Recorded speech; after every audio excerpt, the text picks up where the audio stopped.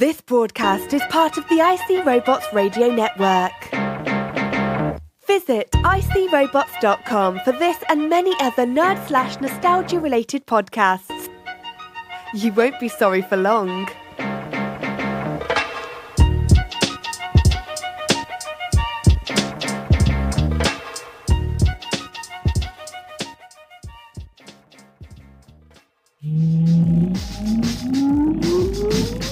Countdown for blast off.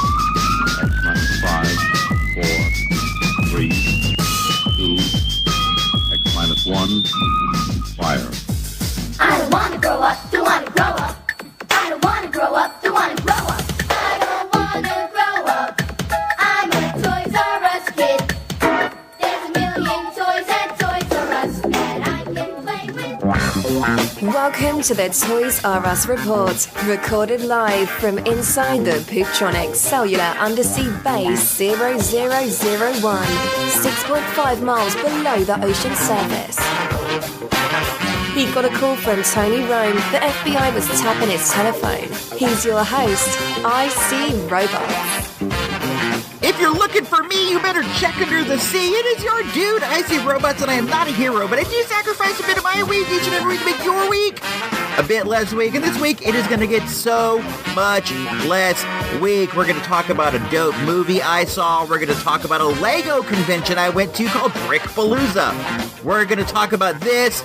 Going to talk about Megos, but let's start it off with the new jam from Iceberg 13 and Ensign Kate. All right, hold it now. Hit it.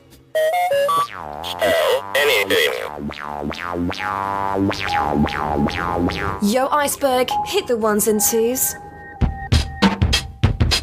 This broom-tang slang will leave your headpiece hanging.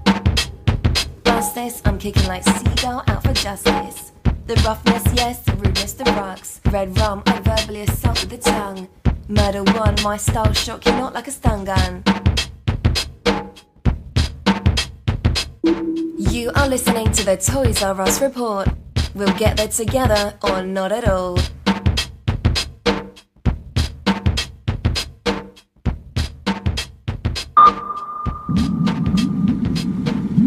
All right, we are back. Thank you, Ensign Kate. Thank you, Iceberg. That was, of course, Inspector Deck's jump-off verse from Bring the Ruckus off the first Wu-Tang record. I have been on such an Inspector Deck kick. The dude is so underrated. It's nice to hear Iceberg back on the ones and twos. I am in one of our mini-subs. Right now, I am outside the station, floating about. We use these to get barnacles off the side of the station. They're small. They fit one person. They have a bubble dome. There is like a small sonic cannon of sorts that we use to shoot at the barnacles, and it busts them off. There are also these jellyfish, these highly acidic jellyfish that attach to the side of the station, and over time they can eat through. So that is what I have been tasked to check on by Dr. Jane Walsh, the fish doctor. She sent me out here. Let me demonstrate the sonic cannon for you guys. I can see one of those jellyfish right there. Hold on, let me see. Hit the button, fire. Direct hit. Did you hear it?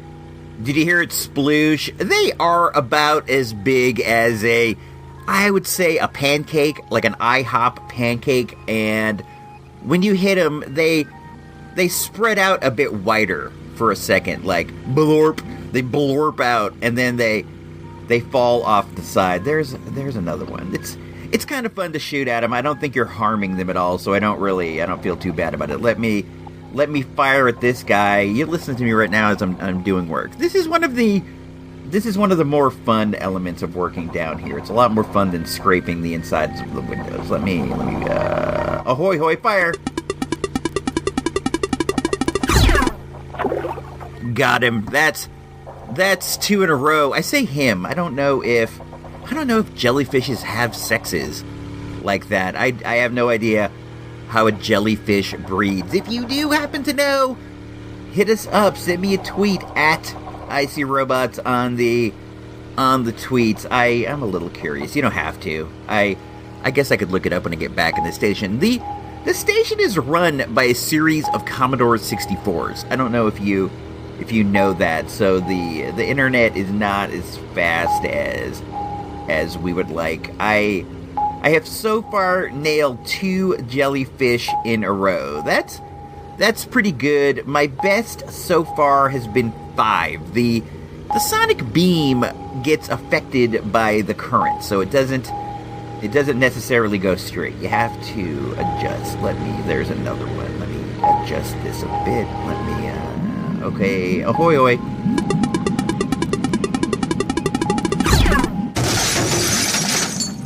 I hit the station. That didn't sound good. I was a bit closer than I needed to be on that. I'm definitely going to hear about that later. Let me see. There's another one of those jellyfishes. Let me see if I can get a little okay. Ahoy hoy. Ugh, that didn't sound good. I feel bad for that, bro. Let me move away from the station here. Let me turn the wheel. Check it out. These things can do like aquatic loop-de-loops. I don't do it a lot, but let me. Here we go. I'm upside down. That's super weird when you're upside down. I'm not like the roller coaster type, so every time I do that, it seems like a weird, scary experience. But still, it's kind of fun. I think I'm going to do that. I think I'm going to do that again. Man, this is like one of the only fun times we have here. It's a lot of window scrubbing, a lot of like being in a cold metal can. But we get to come out here. You see some fish. It's pretty fun. Let me do another loop-de-loop really quick. Oh, hold on. Let me get back up. Let me get back around. When I go upside down, I only have like a shoulder strap, and I almost came out that time. That would have been disastrous. I was like leaning my head up against the top of the bubble. The ship has a bubble dome, and the body is reminiscent of one of the. Think back to the days of the county fair when they had like you would say sort of like a carousel. But in place of horses, there were various cars and what would be like airplanes. This is what the sub looks like. It's kind of like an airplane-ish body. It has wings, the sonic blasters in the front, and I have a bubble dome. Let me get over here and bloop at this. I found another one of these acidic jellyfish. It has quite a blob around it. It looks like it's been bleeding out onto the station for a while. Hold on. Let me blast it. Nailed it. Knocked it right off the side, down to the bottom of the trench you go. There looks like there's another one over here. Oh, that's the radio. Let me see who that is. I see robots. This is Jane Walsh. I need you to grab them up and get in here now. Some numbskull just cracked a hole in chamber 36, and I might be talking to that numbskull who did it. And don't think I didn't see you doing those loopy-loops in that mini sub. I wish you guys wouldn't have heard that. That's not good. Let me. I'm gonna have to go. I guess I'm gonna dock the mini sub, and then I'm gonna head into the. I'm gonna grab a mop and head over to chamber 36. I hope they've sealed it off. They have these doors whenever there is a risk of any kind of a flood or whatever. They block off the chamber so the water doesn't move in and take over the other areas. I'm sure they've done that already, but probably the quicker for me to get over there and start mopping up, the better, because that chamber is going to be flooded before you know it. Up next at the movies.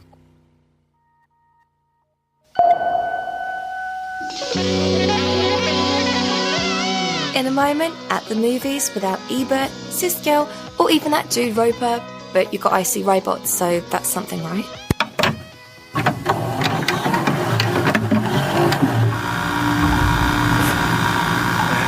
people taking that journey, they have been given a purpose.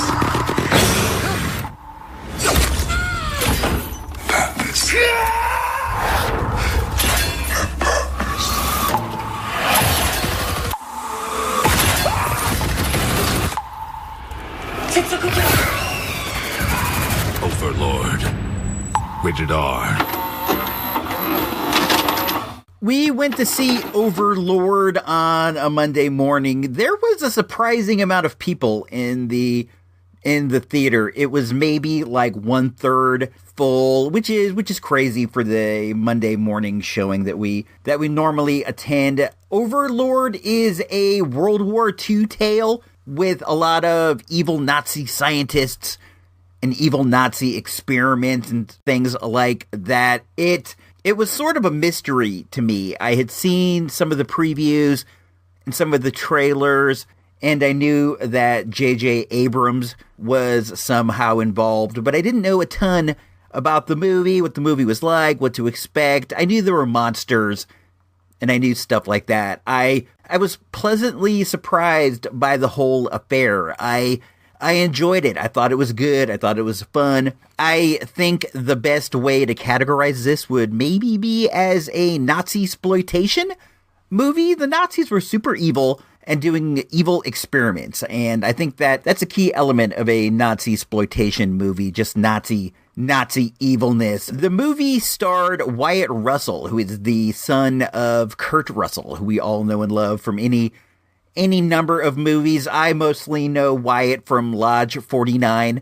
I think that he's good in that, but I did have a bit of trepidation about whether he could carry a World War II film like this, a World War II action joint. But I'll say, man, I was pleasantly surprised. He came through like aces. There are points in the movie where he's channeling Snake Plissken. There are points when he's talking tough, and you start hearing the Snake Plissken voice. It is awesome. If they decided to do some kind of ongoing, continuing tales of Snake Plissken that starred Wyatt Russell, I would be into it. I would watch it. I think he can do it. I think that this guy might be the real deal. And going into this, I was not sure. I didn't know. He was really good in Lodge 49, but he'd always had roles where he kind of played like this laid-back surfer kind of California bro, and I just didn't know what to expect. He's great. I thought this movie was a lot of fun.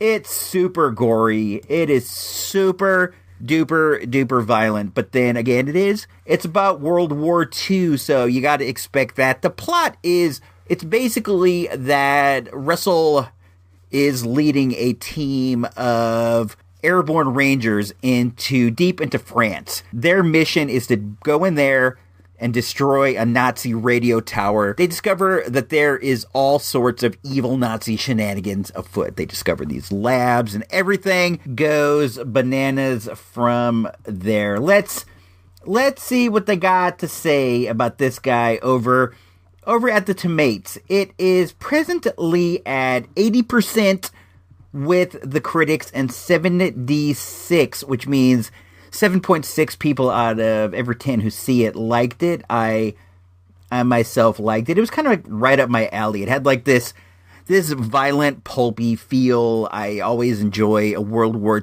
II movie. I dug it. It was 109 minutes. It was a bit long at points, but there's never any point when you're like, I wish this was over. It stars Wyatt Russell. This was the second movie from Julius Avery. You might know him from 2015's Son of a Gun with Ethan Hawke. I would recommend this movie if you're the kind of guy who likes like evil monsters. You like Nazis getting shot. You like Nazis getting stabbed. You enjoy seeing super brave World War II type heroes and stuff. This is gonna be right up your alley. So on the good old-fashioned Source Magazine mic meter, with 1 being a dud and 5 being an all-time classic, I am going to go ahead and give Overlord a good solid 3.5 mics.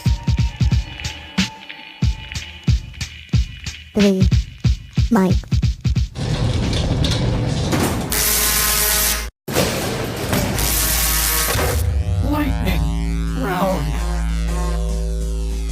I've also seen a bunch of other movies lately, and I'm going to try to touch upon them really quick. I saw Bohemian Rhapsody. I thought it was massively entertaining, but I didn't think that it was a very well-written movie or anything. But there's over like 20 Queen songs and sitting around and watching Queen songs in a theater with the big theater sound system. Man, that's a fun time. I gave that movie 3 mics. I also saw a movie called Can You Ever Forgive Me? It starred Melissa McCarthy. It was kind of an artsy-fartsy movie. We saw it over at Summerfield. She plays an author who gets into the game of faking autographs. It was pretty good. If you ever wonder like, why doesn't Melissa McCarthy ever make any really good movies? Well, this is one right here. I gave that 3.5 mics. And then I rented up a couple movies over at Joe Video. The first one was called Sorry to Bother You. It was the directorial debut of Boots Riley from The Coup, the Oakland rap group The Coup. This movie was amazing. It was so creative, so interesting. It had a plot twist I never saw coming. Then it had another one. I give this a solid 4 mics. Then we rented up another movie called Lowlifes. This was like a straight to DVD action movie about a luchador. I thought it was fun. It was crazy. It was violent, well written, really interesting. Lowlifes, 3.5 mics. And then I saw what may be the worst movie I've seen this year. It was a movie called Night School. It starred Kevin Hart. It just happened to be playing at the time we happened to have to get out of the house because 2.0 was having guests. It was awful. It was dumb. It was, I don't even know, man. I just don't get Kevin Hart. He's not my cup of tea. This movie was poorly written, poorly acted. I felt bad for Rob Riggle and Tiffany Haddish. I gave this 1.5 mics. That ends the lightning round. Hulk Hogan versus Punky Brewster in Mismatch of the Century will not be seen at this time, so we can make enemies of our audience by insulting them with the following presentation.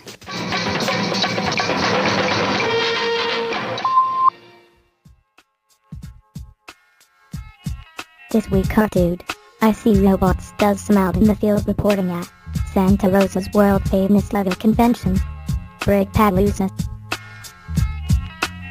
This past weekend, I was lucky enough to attend an event called Brick Palooza. Brick Palooza it's a Lego convention. It's a Lego show. It is here in my hometown of Santa Rosa, California, and I thought it was super fun. It is put on by the folks who own the Brick Hut.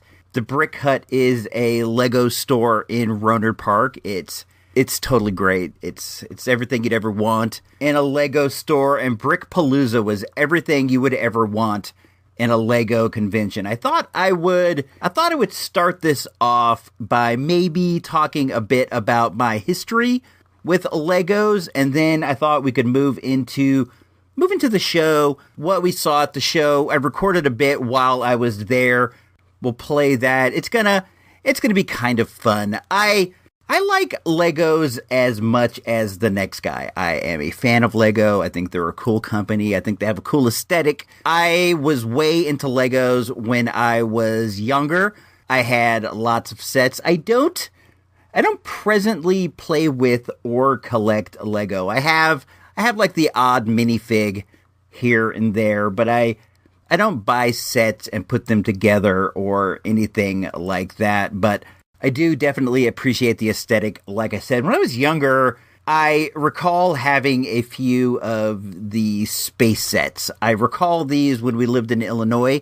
I know that I had a blue and I had a red spaceman, the OG ones. I don't know what sets these were. I remember there was one that was sort of a larger space vessel, and then the other one was maybe like some sort of like a lunar whip, something you would drive around on the moon. I don't know if those are even real Lego sets, but that's kind of what I recall in my head. I was super bad at keeping my Legos together. There were kids who were crazy organized. There was this kid named Jason who lived around the corner from me, and he had his Legos like out in Quaker Oat buckets, the ones with the Quaker Oat guy on them, the oatmeal buckets. He had his Legos sorted by color in Quaker Oat buckets, which he had like neatly arranged around his room. I was not like that at all. I had the red Lego case, the big plastic one that had like a lid and a handle, and you can open it up, and there were some small compartments for your more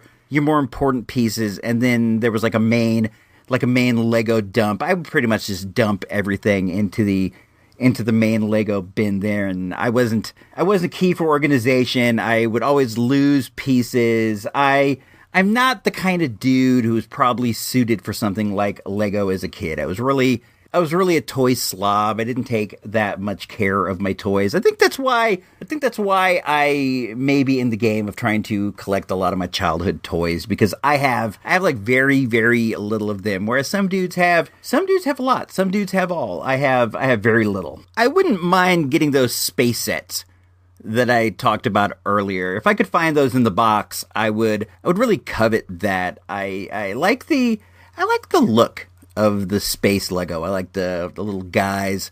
I like the insignia that they have in their shirt. I saw a guy at the Lego Con who was wearing a blue t-shirt with the Spaceman logo on it. I thought that was pretty neat. The ultimate biggest Lego set that I had when I was a young dude was the castle. The yellow brick Lego castle. My parents got me that when we first moved to California. I remember getting it, being super stoked on it, but I was also super bad at putting the sets together the way that they were intended to be put together. I would frequently start, sometimes succeed, but on a bigger scale, I would start and then not necessarily get through the whole thing. I can't even really say if I built the entire castle even once. I may have the first time, but I don't have any like hard and fast memories of ever doing that. I like the knights that came with it. They had these helmets with these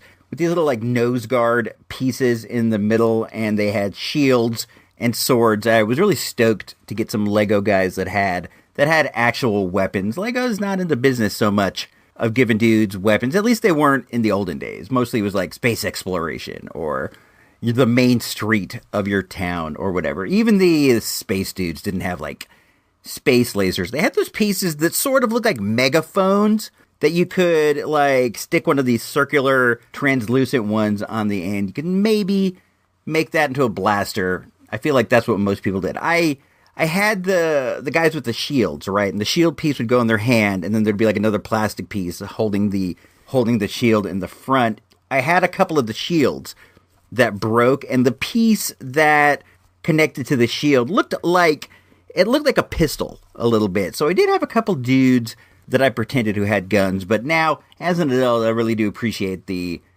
old school style of just keeping Legos peaceful, keeping them happy. Now they have a lot of licensed properties that probably have blasters. I would imagine the Star Wars ones do. I don't know for sure, but I would imagine they at least have like lightsabers or whatever. But the castle was one of the big sets at the time. I was really excited to get it. I felt like the cock of the walk. I felt like I got the big present. Let's check out a commercial for that castle really quick, and then we'll come right back.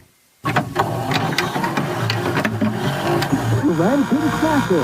You can build this castle and play with it today. But you've only started. The box shows other ways to build these mighty castles, where knights and horses stand, or joust around to have some fun or march across the land. Each day there's adventure, always something new. And the team that dreams tomorrow up is Legoland in you. There are 6 more castle sets you can collect, each sold separately. King's Castle is part of the Legoland Castle Collection and has hundreds of bricks for building. From Lego Systems. Looking at that really brought back memories. The castle was actually gray, and the box was yellow. I remember the castle being yellow. I remember this like overwhelming yellow, but I guess that was the overwhelming yellow of the box. I think that's cool, man. It's interesting when you find out your memories aren't exactly what you think they are. Everything's so hazy. It's so long ago, really. It's so long ago, and you're just like, who knows if it's all true? Who cares? It's all fun, and that's really what matters the most. I was also, like, very briefly into those Legos called, what were they called? Techniques. Or is it Technics? I don't know. It's the one that has like gears and cogs and blades and wheels, and you can make more realistic models of vehicles and machines than the standard Lego, which just has like wheels attached on the bottom. This has gears that drive the wheels, and you could add like motors and all that stuff. I know we just listened to one a second ago, but check out this Technics commercial. Technics. We'll be back in 1 sec. Lego Technic. After you make it move. Pistons that pump. Gears that'll get you going.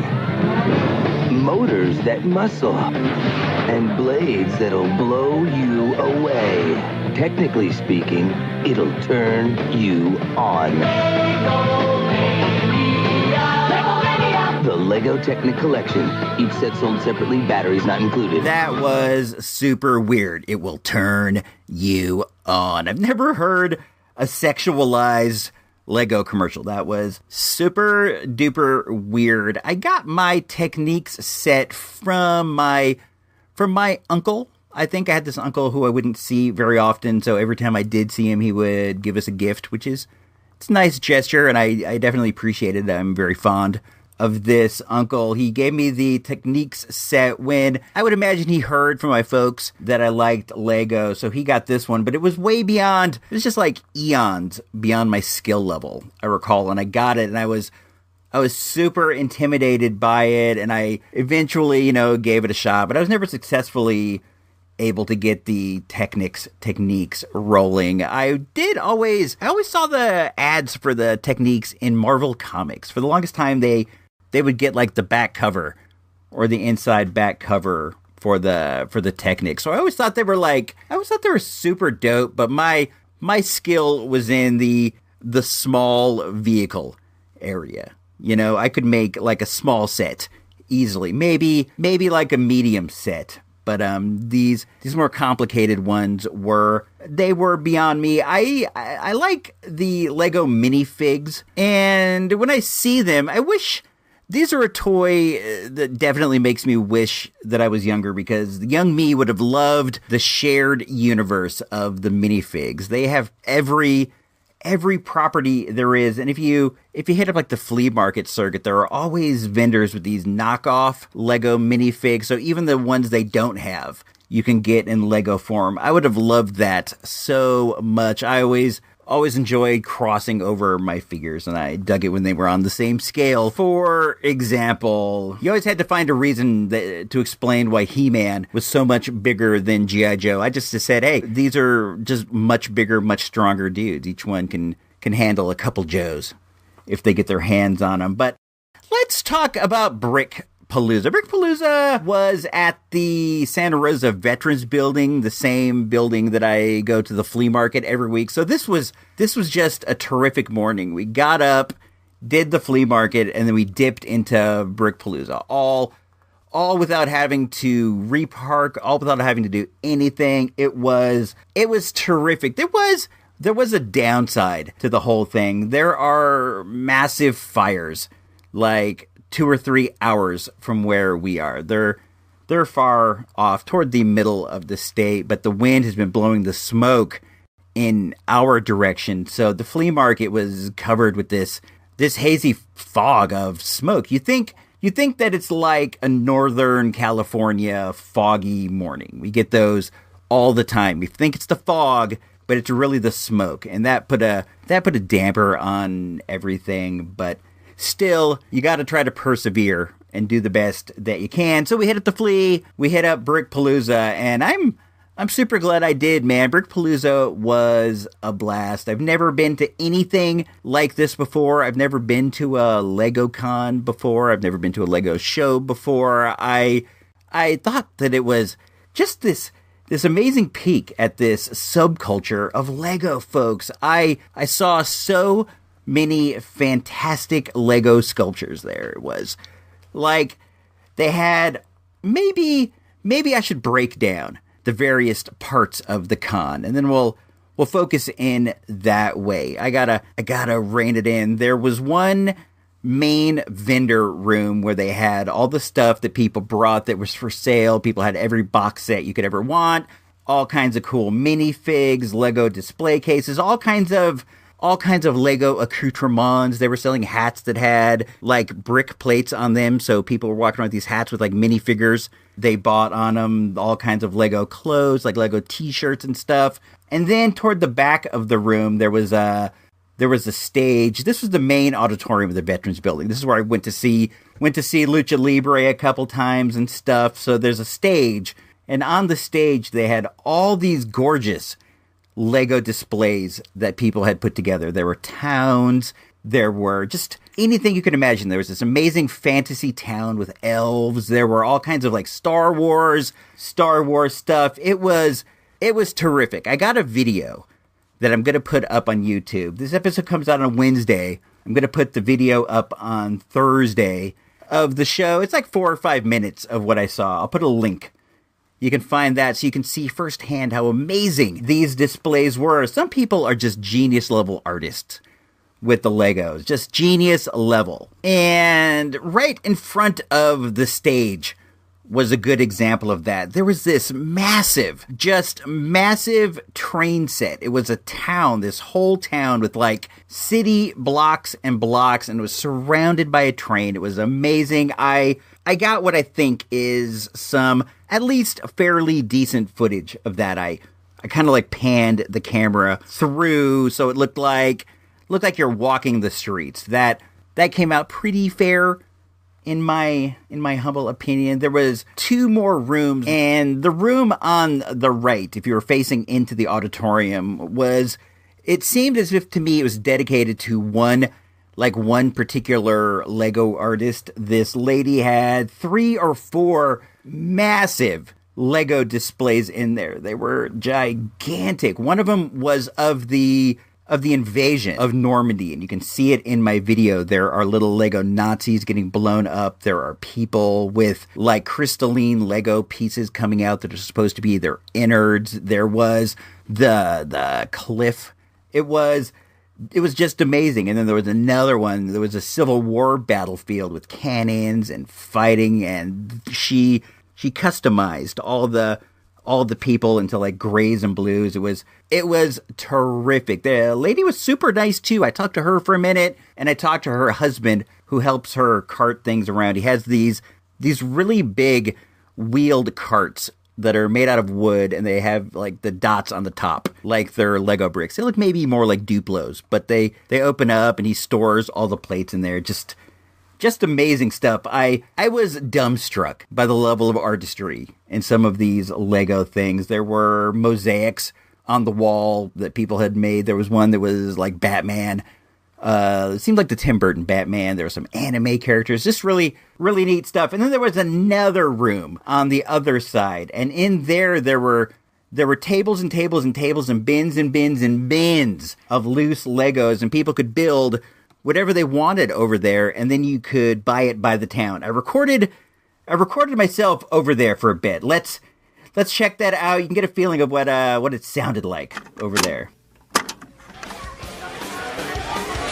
Hey, this is me, ISR Robots, and I am at Brick Palooza 2018. I am in the Lego building room. I think that is maybe what you would call it. This is the room. It's full of bins of Legos, and you can seemingly build whatever you want out of these pieces here. It's really an interesting place. Can you hear that whooshing sound of people shoving Legos back and forth? It's a very, very unique sound. I can't say that I've ever heard that on this scale before.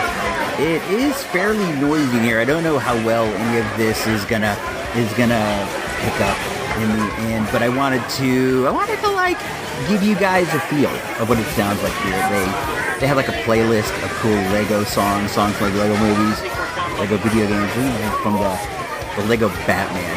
That's such an awesome movie. Lego Batman is maybe the best Batman movie of all time. It does kind of come apart at the end, but it's still like the highs of that are higher than anything short of the scene in The Dark Knight, where it turns out it's Commissioner Gordon driving the truck. I'm looking around, and each bin seems like it has different styles of Legos in it. Like some are Some are gray techniques, pieces. Others are, there's a bin that's like a lot of heads and body parts. Very, very sadistic stuff. I'm kidding. There are so many kids in here right now. This is where the action is. There are a lot of people over in the vendor room, but it was not at all noisy like this. The people in here just have such a good time. It's Lego Mania running over everything. I'm watching so many fun little kids build so many fun little things. And over to my right, they have the Duplo station for the Duplo set, for the Duplo babies. That's cool. There aren't as many Duplo babies as there are people over on the Lego side. I can see a sign that says everything is $10 per pound. That seems reasonable. How many Legos could you get in a pound? I wonder. I should look into that, but I don't think they have a scale, except up at the front. They had like a test scale. I might do that. Sometimes I see dudes at the dig going with big bags of Legos, and they say that they're gonna sell them. I wonder if they sell them to the brick hut, maybe, and then they sell them for $10 a pound. That would stand to reason. I wonder how many of these Legos these kids are playing with are really dig Legos. I think I actually remember hearing one of the cannibals say that it wasn't worth it to get the Legos anymore because the $1.79 you pay at the dig, it's less than you can sell them for. It's still less rather than they cost here. So maybe if you want to play with Legos, it's still worth it to get them at the dig. This is crazy in here. Is this everything is awesome? I am a huge Tegan and Sara fan. I don't know if that's something I've said before, and I think this song from the Lego movie they did is dynamite. I don't play it as much as I did when it first came out, but I like it a lot. It's a lot of fun in here. Just a nice mellow environment. There's a decent mixture of kids and families and teenagers and adult Lego enthusiasts. There's quite a few adult Lego enthusiasts. Legos are cool, man. I don't see any reason why you should ever have to get out of Legos. I don't know how you could outgrow them if the interest was there. You just kind of take it up a notch. Some of these beautiful art installations I saw over in the main room are really just Lego things taken to another level, man. You can stick with Legos as long as you're into it, I guess. I'm having a really good time at Brick Palooza. This is a very well put together event. It was easy to get in. It's crowded, but it was very easy to get in. It seems like they are doing very well. It seems like everybody's having a nice time. There's a lot of food vendors out front. Very, very fun, very healthy atmosphere. This is me, ISR Robot, signing out on the spot. Brick Palooza. Back to you.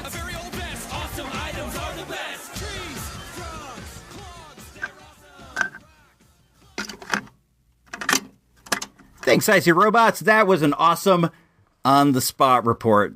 Brick Palooza was a lot of fun. It seemed like a very successful event. There's not a lot of advertising for it. They probably advertise it to the dudes who are already over at the Brick Hut. The true Lego enthusiasts who are at the Brick Hunt. I had an awesome time. If you have anything like this around where you live, go check it out, man. The level of artistry involved in Legos is just off the charts. If you live in the Santa Rosa, Sonoma County area, take your kids to Brick Palooza next year. They will have a great time. You'll have a great time. I had a great time, and I'm not even a giant Lego enthusiast, and I thought it was super fun. Also, they're selling Legos $10 a pound. You're going to have to buy your kids something. And if you're like, look, I'll get each of you a pound of Legos, you're going to get out with $10 each. That's not bad, and it sounds like a lot on paper. If my folks would have offered me, hey, I'll buy you a pound of Legos, I would have bit, man. I would have go for it. Brick Palooza 2018. Definite thumbs up. Great time. Let's move into the final segment of the show. The something ISR Robots Radio something or other report.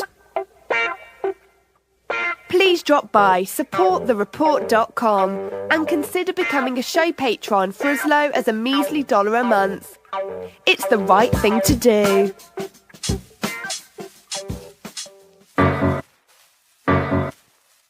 You made it this far, it's time The final segment. The IC Robots Radio pop culture / toy news / other boring stuff informational moment. Alrighty, tighty whities, we are back for what is the final segment of the show. This is the one in which I talk about like things I got, things I want, things I saw, things like that. We talk some Megos, we take some voicemails and some text. I got one voicemail this week. It's 15 minutes long. It's Titanic. We're gonna play that toward the end of the segment. Why don't we start off with some Mego talk? It's been a while since we've talked everybody's favorite relaunch, the Mego, and since then I have gotten a few, and I've got some tales. Let's start off with what I got. I have gotten my hands upon the werewolf, the much vaunted werewolf, to go with my other two monsters, to go with my Frank, to go with my Drac. Now we got a werewolf. I had to go onto eBay and get him. This one's just not popping up on the online. It's not popping up at the stores. And it was beginning to stress me out a little bit, to be honest. Me and the wife was going over to the Target all the time, which isn't like, it's not like that's hard labor or whatever. But the more you do it, the more stressful it gets. And, the more gas you use and just your time you spent. I got a good price. It was just under $30 ship. It's a $14 action figure, so that's like twice the price. Being somewhat involved in the shipping and receiving game, I know that it's probably going to cost about like $6 or $7 to ship. So I didn't feel like this was I didn't think it was a bad price to get this monkey off my back. So I got him. I haven't opened him up yet. I like how he looks in the card. I have him on the wall. I want to find another one before I open him up because I'm trying to put together like a set of the monsters, all sealed. I got them on the wall in the garage, and they look fantastic. I also picked up another Frankenstein because I had the Dracula on the wall, and I'm like, let's get the Frankenstein too. And I knew that there was one available down at our Target. It had been there forever. The rub is that his head is popped off, and nobody wanted to take the plunge on the head broken off figure, but I thought about it for a minute. I could try to find one on eBay, I could try to trade one, or I could just take this one, and then what I did was I cut a small hole in the top of the card, and I pulled the head out, I got it in between some tweezers, and I pushed it down right onto his neck column, and it's great. I put him up on the wall with the Drac, so you're looking up at it, and in looking up, you cannot see this small hole in the top, and anyway, it's just for me. It's my collection. I don't care about that at all. It's not like I'm gonna sell him someday. Who knows? Maybe I will. You never know what the future holds. But he looks cool up there. I haven't put the werewolf with him. I wanna get another one so I could bust him open and play with him. If I don't find one soon, I'm gonna bust him open anyway. It's hard to resist. He's so great. He has this red plaid shirt. His head looks like a truffle from See's Candy with eyes. I dig him. He's really great. He has a nice foot sculpt. Usually a Mego will come with like an accessory or whatever, and he does not. So in return, they gave him a neat original foot sculpt. He has claws. He has like these little talons sticking out. It's great. I like him. He's a good figure. I picked up Al Bundy from Married with Children. The Megos are on sale right now on the Target.com for $11.99 with free shipping. So that's actually like cheaper than you get them in the store because there's no shipping involved. They're taking a bath on these because I know they cost like at least $5 or $6. I'm sure they get like a bulk discount, but it's not that much to where they're making a killing on these. So I saw Al's a Wave 3 guy. I saw him. I said, I'll get him. I got him home. I popped him open. He's very nondescript. His jacket's nice. His shirt is nice. He has a tie and everything, but he's very nondescript. You would not know that this was Ed O'Neill. I've seen some people on the Mego groups, the Mego Ambassador group or whatever, they're taking spare Chekhovs or spare Sulus from the store. They pick those up, and then they put the uniform on the Al Bundy and make him kind of like a Star Trek extra. I might do something like that. I'm considering it. If I could find like a red shirt, I would, because then he could be like a run-of-the-mill security guy in the back. I think that would be like a good use of him. But he's so like nondescript. You can't see that he's that he's Ed O'Neill. Ed O'Neill is a big Brazilian Jiu-Jitsu enthusiast, from what I understand. And I was looking on eBay and I saw that they have these Action Jackson accessory packs. Action Jackson's another one of the Megos. And in one of the packs, he has a karate suit, right? I'm thinking, I should buy that karate suit, put it on the Al Bundy, and make him into a Ed O'Neill BJJ black belt. I don't know what fun that would be, but it might be a little more fun than this guy in like a tan windbreaker. The windbreaker's nice. It has a stitch on the side that makes it look like he has pockets. They're not real pockets, but the stitch was a nice touch. It gives the illusion of pockets. Right now, I have him displayed on my shelf with my Cheers ones, with my Norm, with my Cliff. He looks like a stumble bum that might be hanging out with those guys. Right now I have kind of a funny little display. I have this weird habit of picking up toilets at the flea market. If I see like action figure or dollhouse toilets, I pick them up. I think they're funny. I have a very lowbrow sense of humor sometimes, but I have, I don't know, maybe 3 or 4 of them. And one of them it's on the Mego scale, so I have it over there, and it looks like Norm is throwing up into the toilet, and Cliff is like passed out next to the toilet like a couple of rum heads. These guys on Cheers drank so much. I myself like hardly ever drink. It's not really my thing. And these guys to me seem like hardcore rum heads, just sitting there swilling down that nitwit juice day in and day out. But hey man, live your life. I also ordered the Kiss Demon on the Target.com. I wanted that one because I have Paul Stanley, and there doesn't seem like a lot of use for one member of Kiss. So once you buy one, you're kind of gonna get all 4. So I had the Paul Stanley, and I wanted the Gene Simmons. He was a Wave 3 one. He was turning out to be very hard to find. I have the Target app on my phone, and sometimes when I'm sitting there watching TV, I'll flip through the Megos and reload them and see if any of the out-of-stock ones pop up. And I was doing that, and Gene Simmons popped up, and I bought him. $11.99, free shipping, another great bargain. He hasn't gotten to the house yet. I know it'll be sometime soon. Target ships pretty fast, in my opinion. I cannot believe I've become such a Target mark. I've always been a Target hater. And now I have packages from Target coming in every couple days. This idea to relaunch Mego through Target was a really good one for Target, because I think they picked up a lot of the Toys R Us refugees like myself who were just floating about with no place to go. I think have found a new home in Target. I guess I'm happy. I'm happy that they're doing this for us. You know, I was just flitting about with no home base, with no home store, and sadly, it turned out to be Target. But the sadness will, I don't know. It's turning into affection, and it will probably turn into love at some point. Oh, did you hear this about Toys R Us and their Jeffrey's Toy Box? This is old news, and it's going to be older by the time you hear it. But did you hear that they're going to be launching the Jeffrey's Toy Boxes at Kroger's? Enough respect to Kroger's for getting that, but we don't have a Kroger's here. I don't even really know what a Kroger's is. Is it a food store or is it a department store? I don't even know, but I was hoping we would get a Jeffrey's Toy Box somewhere around here, but we are not. If you do end up getting one near you, please, please, please take some pictures, send them to me so I can post them up on the Facebook page. Suckers need to know about the Jeffrey's Toy Box in the Kroger's. Take care of your dude.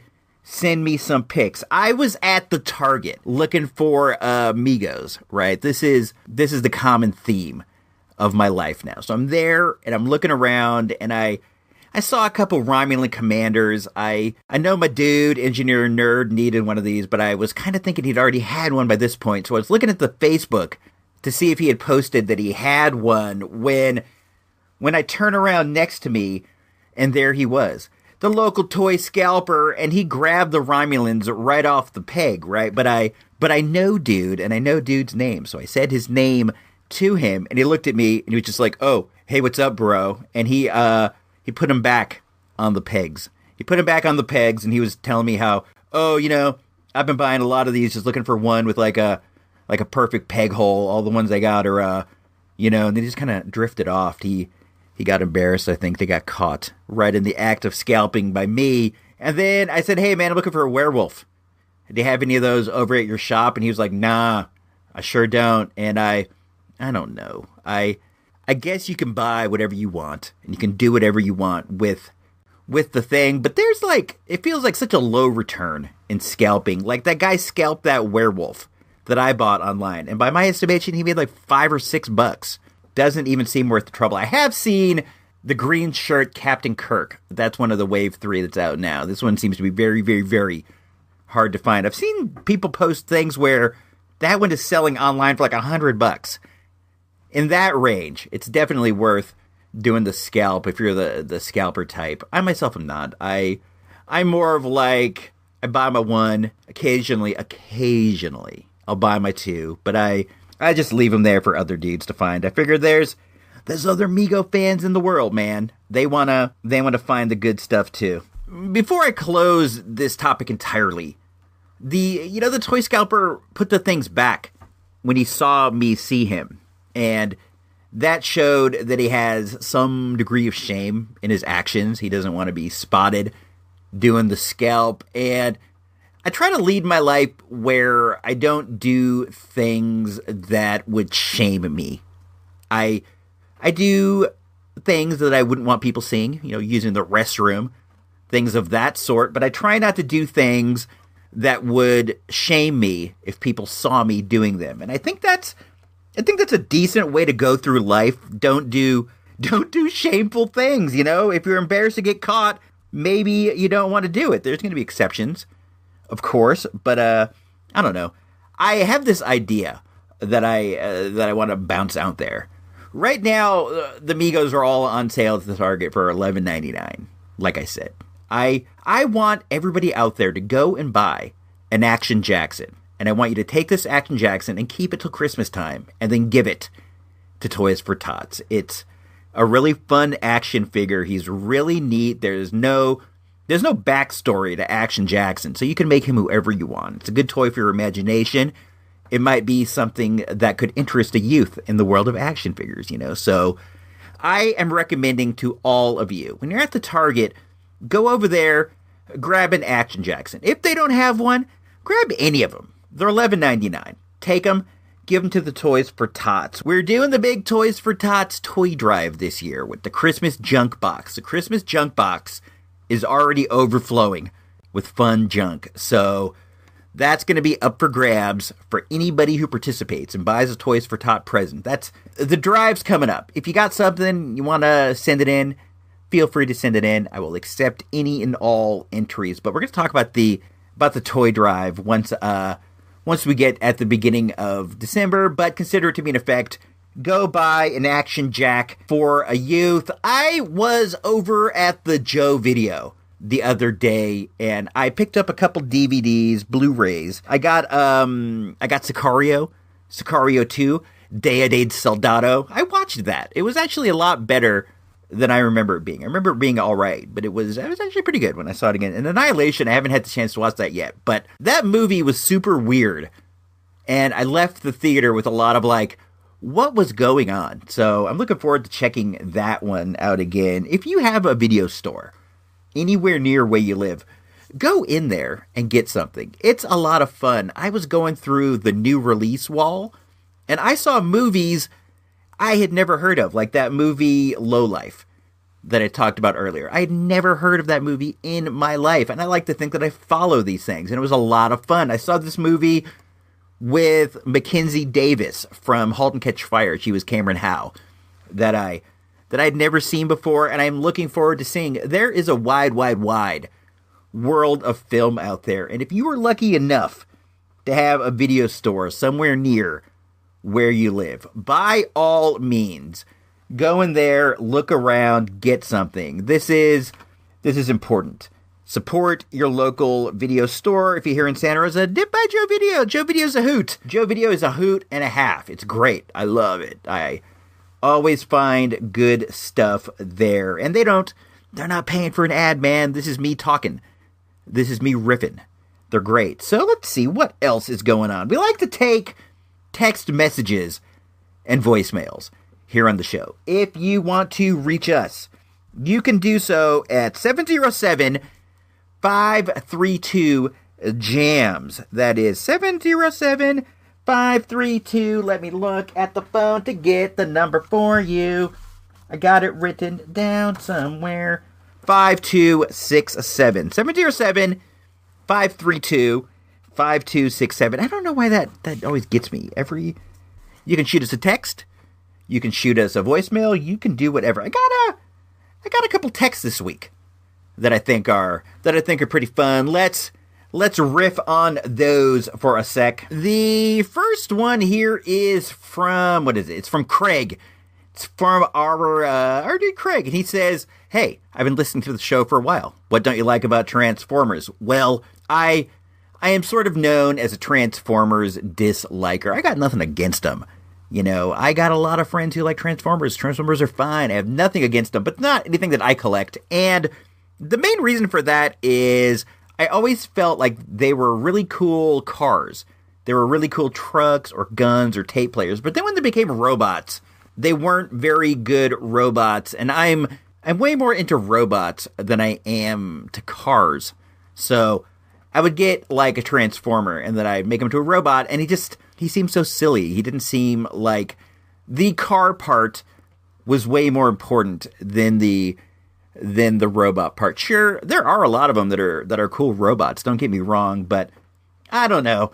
They just never appealed to me in that way. But again, I have nothing against them. They have a really rich history. There are some that I like. I think that it might honestly be that I prefer GoBots to Transformers. I think that when I look back, I have more recollections of having like Leader 1 or Psykill more than having, you know, Optimus Prime or Starscream. I never even had Optimus Prime or Starscream, but I coveted them. I spent more of my efforts into G.I. Joes. And then we got another one here, and this one is from JGF. I don't even know what that stands for. Let's think about that for a sec.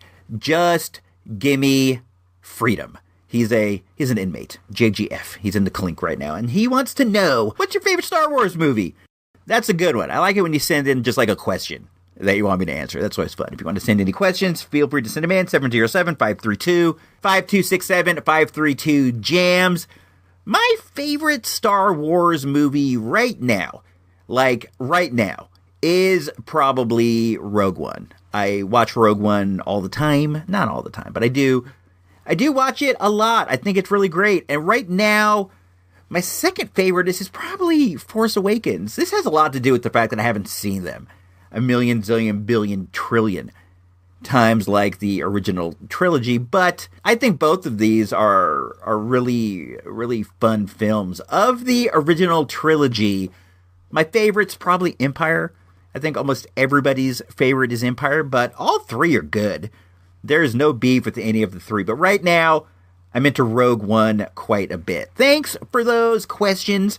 I appreciate it. You know, before I completely get off this, I think The Last Jedi is all right. I've been seeing it on Netflix like a little bit at a time, and I have very little beef with it. It's weird. It has kind of a weird tone. There are parts that I don't love, but it's all right, man. I don't know. If you hate it, you hate it. I dig it. That's your right to do so, but I don't hate it myself. Let's see. Why don't we dig into this voicemail? It's a doozy, dude. It's from our guy, Engineer Nerd, who you might know from Action Figure Blues. He's been on the Fanholes podcast. He's a frequent guest on Nerd Lunch. Dude's all over the place, and he was nice enough to grace us with a fully produced segment. It is a answer back to my top 5 list of the best Star Wars dudes of all of the times. Let me look back and find out what episode number that was, in case you want to check it out. I am right now on icrobots.com on my good old Commodore 64 down here in the bottom of the sea. This was a while back. This episode was a while back. He's had this brewing in him the whole time.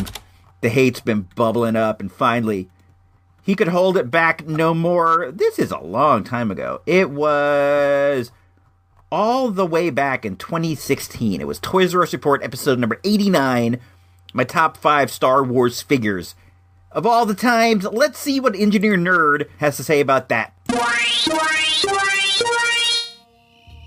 Well, hey there, listeners of ISR TRURPT. Yeah, I know, that's a big mouthful, but hey, this is Engineer Nerd, or aka John, depending on how you know me. I'm from, of course, the Action Figure Blues podcast, and if you listen to that, my voice is probably familiar, but if not, that's where I'm from, and sometimes you hear my good friend ISR mention me, even when he's under the sea. You know, I haven't sent in any audio. I think I've sent in some text before, so you probably haven't heard my voice here, but I've been thinking lately. A while back, I can't even remember the episode, it was way back, ISR did a top 5 vintage Star Wars figures, and I'm sure I went back and forth on Twitter, because if you follow me and him on Twitter, you probably know that a lot of times I don't agree with his top 5 lists, so, you know, this one was no different, I'm sure, but I've got a book from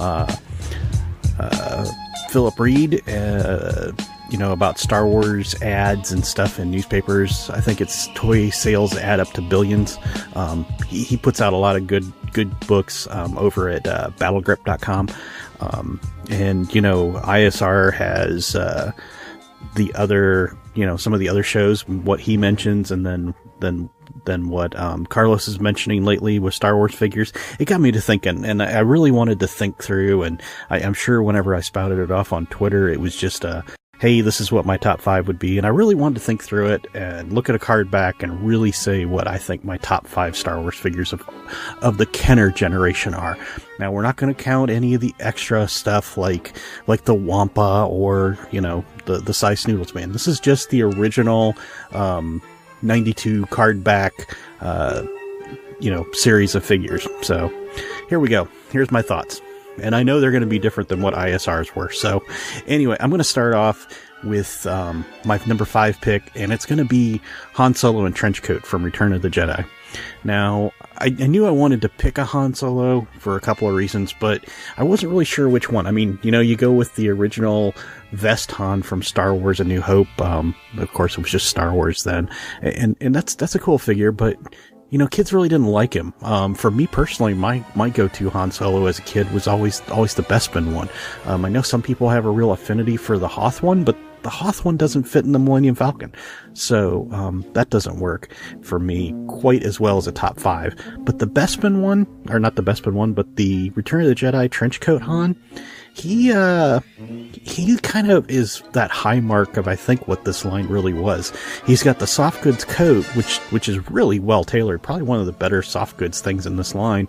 And then underneath is a really good figure of Han Solo. I mean, it's a Vest Han. He probably has the best likeness out of any of the Han Solo figures as well. And I wanted to pick something that kind of represented that last Return of the Jedi series of figures, because nothing else is really in that.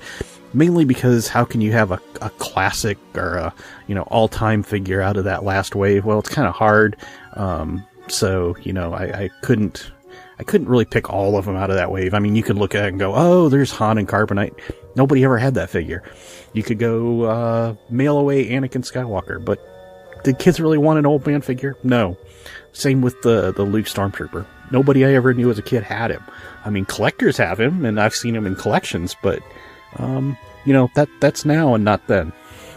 So I'm really trying to look at this over a period of time, which leads me to number 4, which probably is on this list just because of its notoriety, and it's probably the best sculpted figure for its time, and that is, of course, Boba Fett.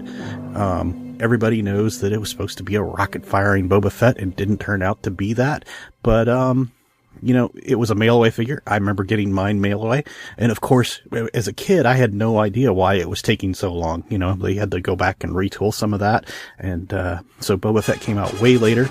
He has a unique card front compared to, you know, if you see the Star Wars ones, it's actually a really unique card front.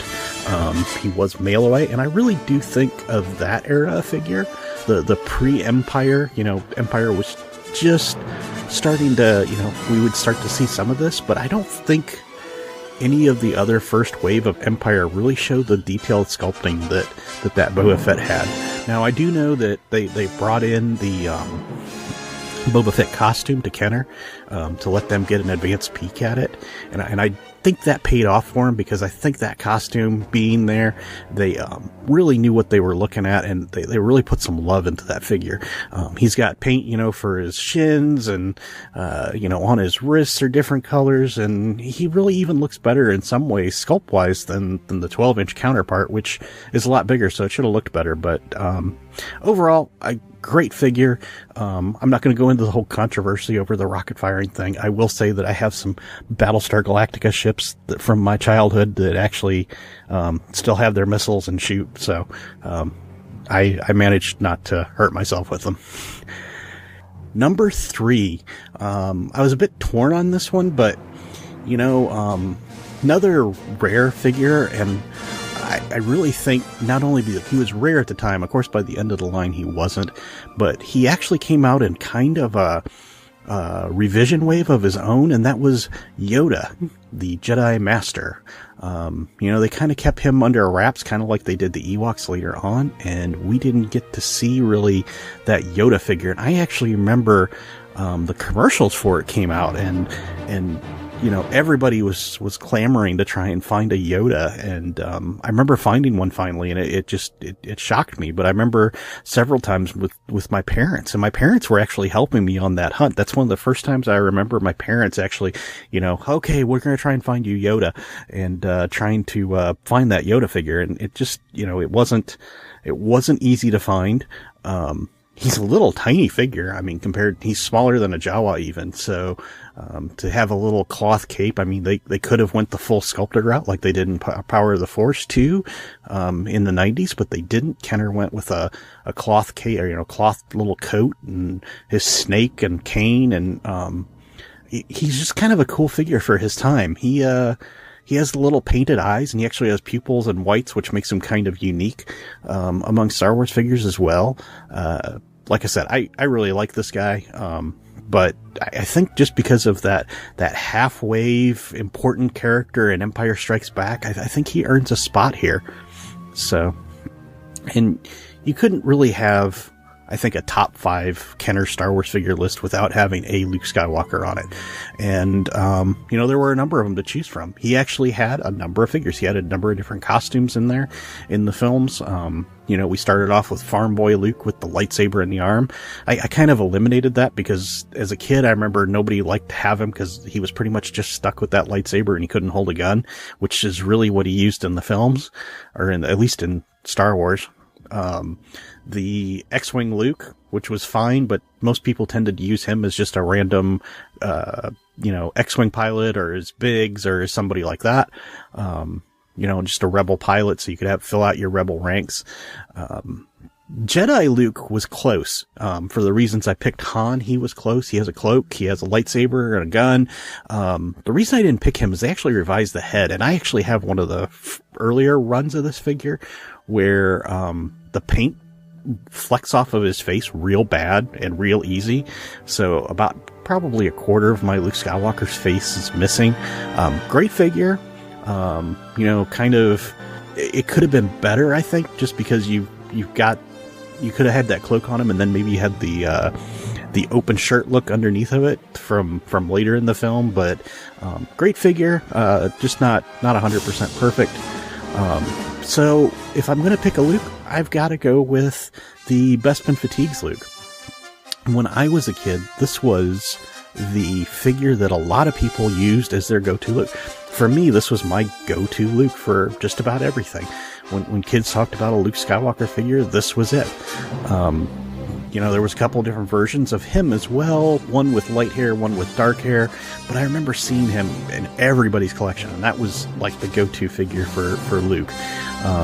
Because he had the lightsaber, so he could be a Jedi, and he had a gun, so he could shoot stormtroopers. He had fatigues on, so he could fly an X-Wing if he really had to. He even has that sculpted, oversized lightsaber, which I didn't realize was a lightsaber for a long time, on his hip, and he's got that rebel look to him. So, for that, I'm going with him as my number 2. Now, This is where it gets difficult, because we're talking the number one Star Wars figure of all the times, trying to look at it empirically.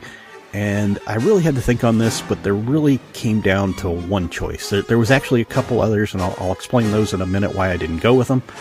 But it comes down to longevity and being the most recognized figure. And that goes to one of the very first two figures I had, and that happens to be Darth Vader.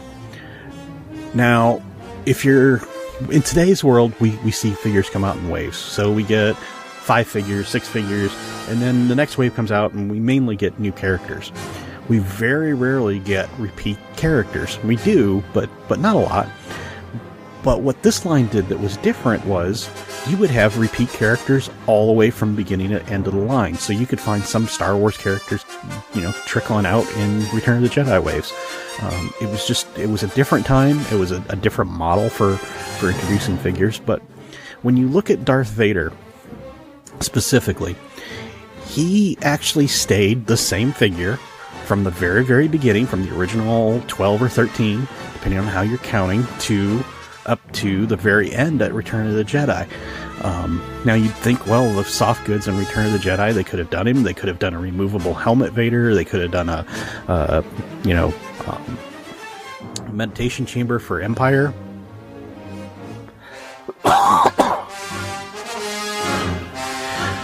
So they could have done some different Darth Vaders along the way, but they stayed true and used that same figure all the way through the line. And because of that, if you think about it, every kid that played with Star Wars figures that had a Darth Vader had the same figure. It wasn't like they had, I have Empire Vader, or I have Return of the Jedi Vader. They were all the same. And he still had the same lightsaber that came out of his arm, and he just did not change. And I think because of that, he is one of the most recognizable of all of the vintage figures. There's no denying that Darth Vader is recognizable, but when you think about that vinyl cape and Darth Vader, and it just, that's an action figure that everybody remembers. And why? Because no matter when you came into Star Wars, I'm sure some of the listeners out there, their first Star Wars film in the theater was Empire. Mine was actually Star Wars. And, I'm sure there's some other listeners out there that are, Return of the Jedi was their first one in the theater. But no matter where you were in that era, you had the same Darth Vader figure. And that really locked it in for you. So I have to pick him as my number one. Now, I know you're saying Chewbacca didn't change. Okay, Chewbacca didn't change, but I don't think he's quite the iconic character that could have changed like Vader could have. They could have made some other Vaders, and they didn't. And I think that's how he ends up as number one.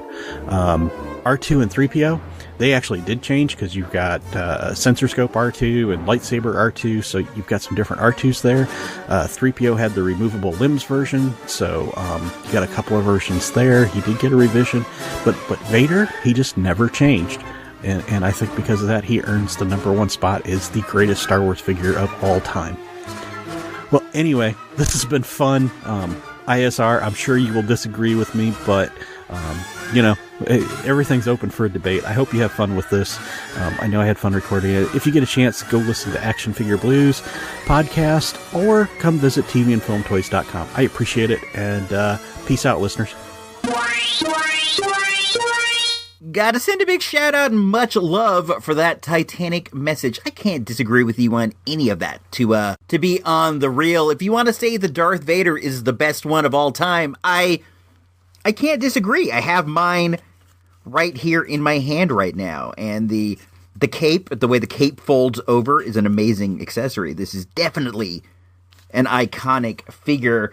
I made that list many moons ago, and I stand by it. I stand by it by all means, but my view changes from time to time. Now I'm kind of on the tip of the original 12 figures. I think the original Luke, the original Vader, the original Princess Leia, the Han, all these guys are probably the best that they ever did. Even the Sand Person is an amazing looking figure. Princess Leia is such an iconic one with the buns and the cape and everything. Chewbacca, of course, the iconic Stormtrooper.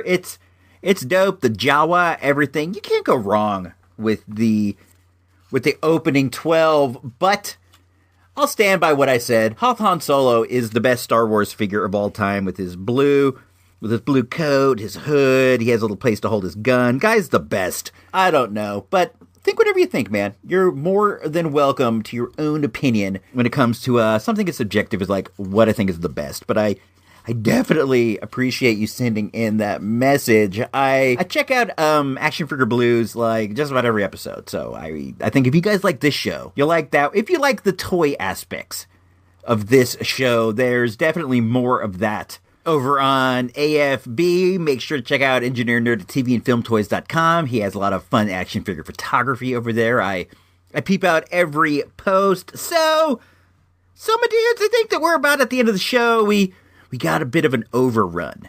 So I hope that you're fine with that. It's all good in the hood as far as I'm concerned. So I think I'm gonna check out. This is me, IC Robot, signing off for everybody. Iceberg, Engineer Emily, AB Silver, Johnny 5, Dr. Jane Walsh, Ensign Kate, Engineer Nerd, pretty much everybody in the whole entire world. It's me, IC Robot, signing off. If you don't know, now you know.